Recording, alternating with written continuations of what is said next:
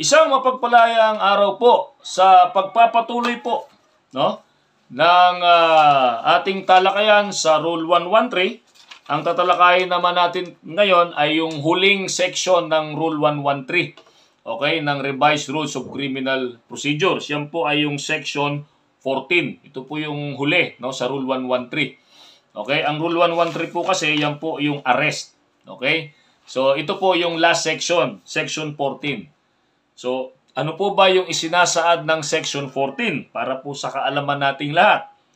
Right of attorney or relative to visit person arrested. So, ito po ay isang karapatan, no, ng isang arestadong mamamayan o individual.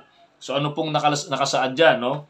Any member of the Philippine Bar, no, shall, at the request of the person arrested, or of another acting in his behalf.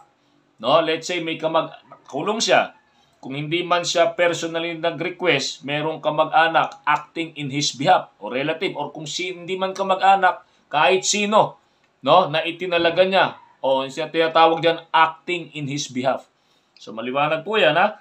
Any member of the Philippine Bar shall, at the request of the person arrested, or of another acting in his behalf, whether kamag-anak or hindi, no, have the right to visit and confer privately with such person in the jail or any other place of custody at any hour of the day or night, no? So at any hour of the day or night, no? Subject to reasonable regulations. So sabi diyan, a relative of the person arrested can also exercise the same right. Okay? So, maliwanag po, no? Any member of the Philippine Bar, abogado or what? Diba? So, meron pong karapatan, no, na bisitahin, at yung kamag-anak, meron ding karapatan, no, subject to the existing regulations, meron pong karapatan bisitahin ang isang arestadong individual. Okay po. So, any person na pwedeng mag-request in behalf of the arrested individual, pwede po 'yon na mag-request sa isang abogado. Okay.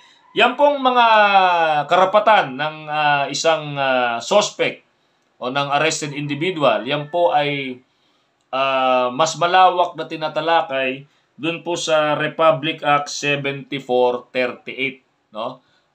Siguro po sa mga susunod, maaari din po nating matalakay po yun dito para lang din po sa kaalaman ng ating mga security professionals.